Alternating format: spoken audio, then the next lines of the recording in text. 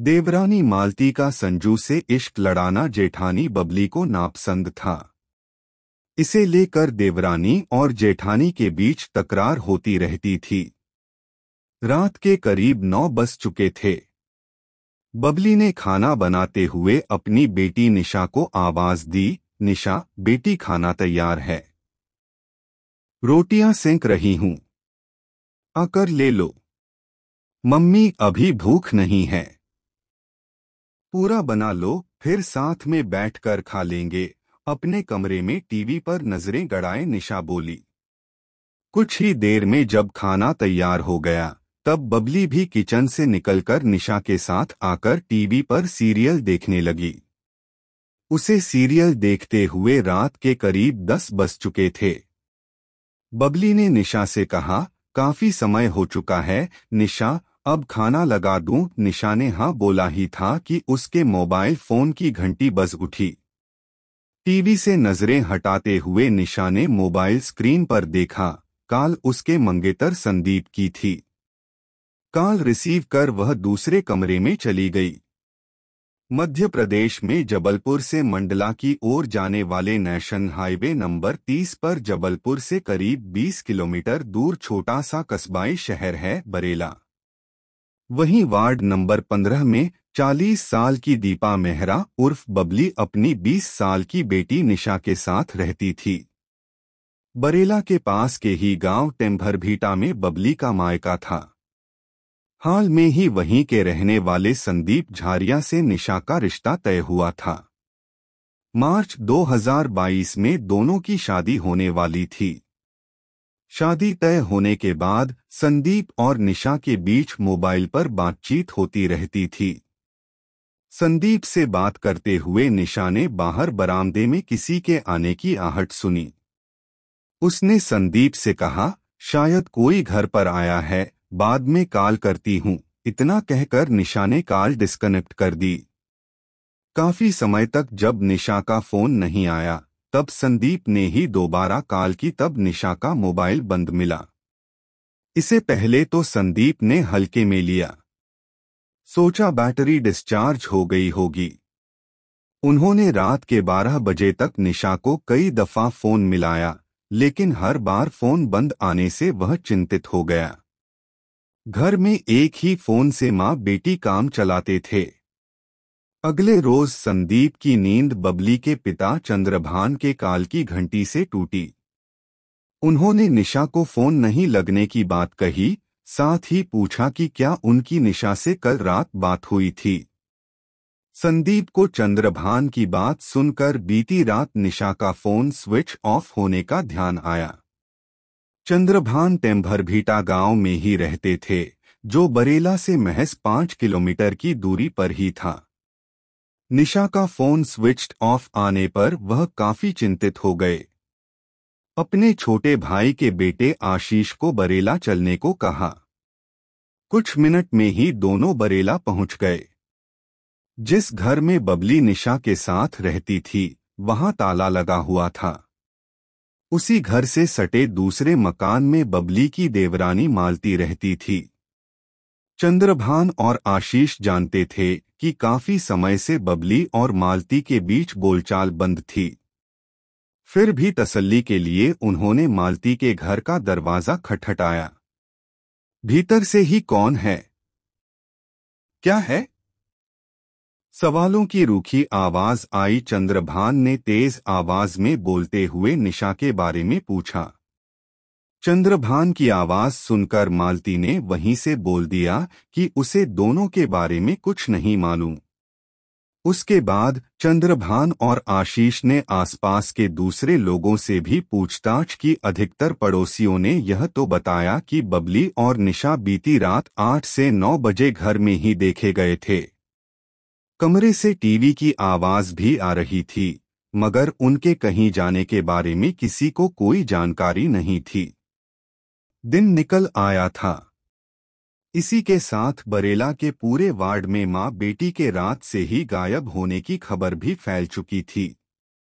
चंद्रभान ने देर किए बगैर बरेला पुलिस थाने में दोनों के गायब होने की रिपोर्ट लिखाने के लिए कहा। तब तक संदीप भी वहां आ गया था।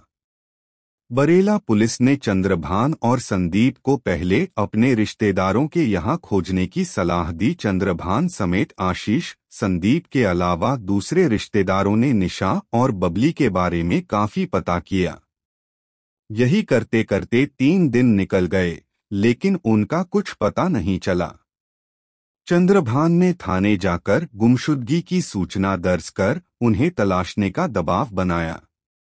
1 सप्ताह बीतने के बावजूद पुलिस निशा और बबली को ढूंढने में असफल रही। उससे बबली के मायके वालों ने नाराज होकर डीएसपी और एसपी से लेकर सीएम हेल्पलाइन तक में शिकायत कर दी। उन्होंने सीधे सीधे स्थानीय पुलिस के खिलाफ ही शिकायत कर दी। इस बात को लेकर मेहरा समाज के लोगों ने पुलिस प्रशासन के खिलाफ मोर्चा खोल दिया। पुलिस की नाकामी के खिलाफ स्थानीय लोगों ने ज्ञापन देकर बरेला में नेशनल हाईवे 30 पर चक्का जाम करने की चेतावनी दे दी। उसके बाद पुलिस के आला अधिकारी हरकत में आए। बरेला थाने में टीआई के नहीं होने की वजह से एसआई मुनेश लाल कोल के पास पुलिस थाने की जिम्मेदारी थी। मामले की गंभीरता को देखते हुए जबलपुर एसपी सिद्धार्थ बहुगुणा ने बरेला पुलिस थाने की कमान तेजतर्रार डीएसपी अपूर्वा किलेदार को सौंप दी। अपूर्वा किलेदार ने क्राइम ब्रांच और बरेला पुलिस के साथ मामले की तफ्तीश नए सिरे से शुरू कर दी। उन्होंने तहकीकात की शुरुआत बबली और निशा के घर से की। इस सिलसिले में 2 अक्टूबर 2021 को डीएसपी ने बरेला थाना स्टाफ और फोरेंसिक टीम के साथ घर पहुंचकर कमरे का ताला खुलवाया। कमरा पूरी तरह से व्यवस्थित था। किचन में खराब हो चुके खाने की दुर्गंध आ रही थी। फोरेंसिक टीम ने किचन में रखे खाने को देखा। वहां पका हुआ खाना पड़ा था। यह देखकर सभी इस बात से हैरान हो गए थे कि आखिर दोनों बगैर खाना खाए अचानक कहां चले गए। बबली के चचेरे भाई आशीष ने पुलिस को एक राज की बात बताई। उन्होंने कहा कि जिस दिन वह मालती से बबली और निशा के बारे में पूछने गए थे, तब मालती की बेटी ने उन्हें बताया था कि रात में संजू चाचा के साथ 2 लड़के आए थे। यह जानकारी पुलिस को एक महत्वपूर्ण कड़ी लगी। डीएसपी ने तत्काल उन्हें मालूम हुआ कि इसका जवाब मालती ही दे सकती है।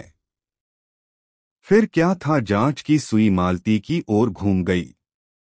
इस बारे में सीधे मालती से पूछताछ करने के बजाय पहले पास पड़ोस के लोगों से संजू के बारे में पता किया गया, जिसका पूरा नाम संजू श्रीपाल था।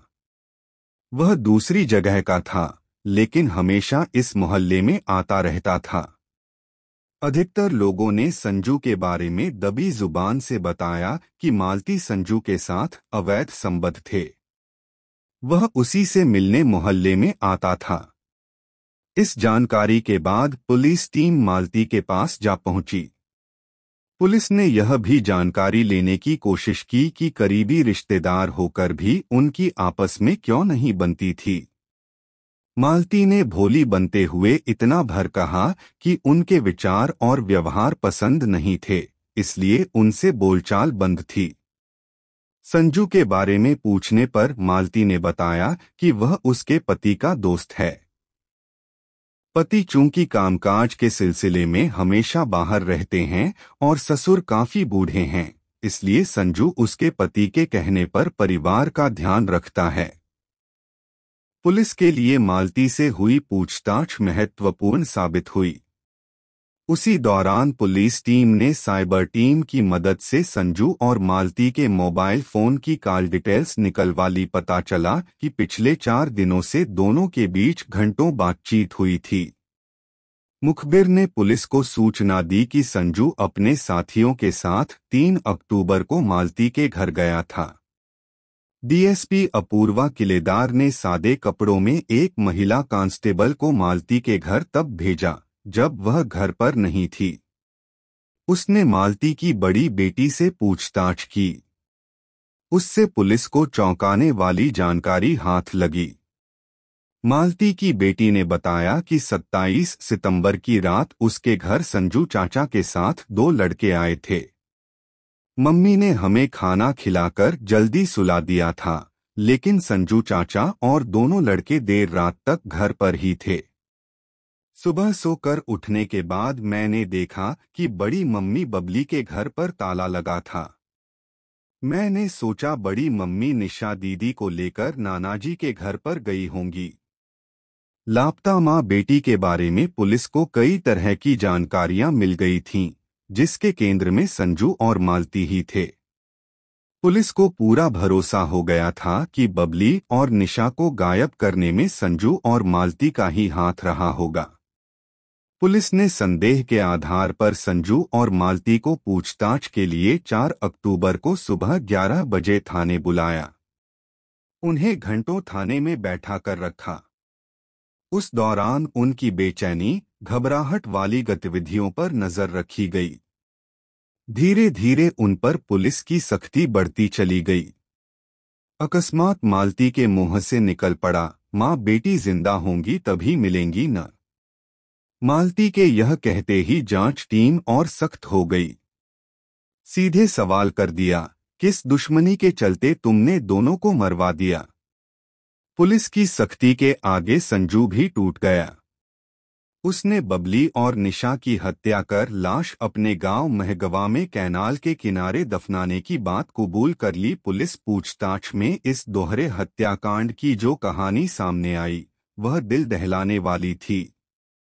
मध्य प्रदेश के जिला जबलपुर के बरेला कस्बे की भगत सिंह कॉलोनी में रहने वाली 40 साल की दीपा मेहरा उर्फ बबली नगर के आंगनबाड़ी केंद्र में कार्यकर्ता के पद पर तैनात थी। उसकी शादी सन 2000 में बरेला निवासी पंचमलाल के बड़े बेटे नरेश मेहरा से हुई थी। अगले साल 2001 में निशा के जन्म के कुछ ही महीने के बाद पति नरेश की एक दुर्घटना में मौत हो गई थी। पंचमलाल का छोटा बेटा सुरेश राजमिस्त्री का काम करता था। उसकी शादी मालती के साथ हुई थी। उसके बाद उसने अपनी अलग गृहस्थी बसा ली थी। अपनी बेटी के भविष्य के सपने संजोए बबली अपने जीवन की गाड़ी खींच रही थी। वक्त के साथ निशा जवान हो गई थी और वह सालीवाड़ा गौर के कॉलेज से ग्रेजुएशन के अंतिम साल की पढ़ाई कर ही रही थी। उसके नाना ने शादी का रिश्ता तय कर दिया था। मालती गठीले बदन की खूबसूरत औरत थी। पंचमलाल के मकान में एक बड़ा दालान अर्थात बरामदा था। उसी से जुड़े 4 कमरे थे। 2 से 2 कमरे के 2 हिस्सों में दोनों परिवार रहने लगे। बबली की देवरानी मालती का पति सुरेश अक्सर काम के सिलसिले में मंडला जिले में रहता था। महीनों तक अपने घर नहीं आता था। मालती अपनी 3 बेटियों और 76 साल के ससुर पंचमलाल के साथ बरेला में रहती थी। 30 साल की मालती देहसुख से वंचित रहती थी। करीब 5 साल पहले मालती के संपर्क में संजू आया था। वह महगवा गांव का रहने वाला सुरेश का परिचित था। दोनों मिलकर काम तलाशते थे। जब सुरेश काम की तलाश में मंडला चला गया तो संजू मालती से मिलने आने लगा। मालती की बेटियों के लिए संजू चॉकलेट और बिस्कुट लेकर आता था। वे उन्हें चाचा कहकर बुलाती थीं। मालती के ससुर पंचमलाल बूढ़े हो चले थे। उन्हें सुनाई नहीं देता था। संजू और मालती अकेले में मिलते रहे। दोनों के बीच अवैध संबंध भी बन गए। उन्हें जब अपनी काम वासना की हसरतें पूरी करनी होती थीं, तब वह बच्चियों को पैसे देकर कुछ खाने पीने के लिए बाहर भेज देता था। करीब 4 साल पहले की बात है। दोपहर के 2 बजे का वक्त था। निशा स्कूल गई हुई थी और बबली आंगनबाड़ी केंद्र से घर लौटी थी। घर की 4 दीवारी में बने दरवाजे से बबली जैसे ही घर के भीतर दाखिल हुई तो उसे मालती के कमरे से किसी पुरुष की आवाज सुनाई दी, जबकि उसके ससुर पंचमलाल उस समय नहीं थे। बबली जैसे ही अपने कमरे में गई तो बगल के कमरे से कुछ अजीब सी आवाजें सुनाई देने लगीं। उसने अपने पर्स को टेबल पर रखा और बरामदे में आ गई। बाहर निकलकर उसने देखा कि मालती के कमरे का दरवाजा अंदर से बंद था। बबली ने चुपके से दरवाजे में बनी पतली झिर्री से आंख लगाई। अंदर का दृश्य देखकर दंग रह गई। देवरानी मालती पलंग पर निर्वस्त्र होकर किसी मर्द के साथ रंगरलियां मनाने में मस्त थी। मालती के साथ रंगरलियां मना रहे युवक का चेहरा उसे पहचान नहीं आया था। बबली कुछ समय से देख रही थी कि मालती से मिलने एक युवक अक्सर आता रहता था। उस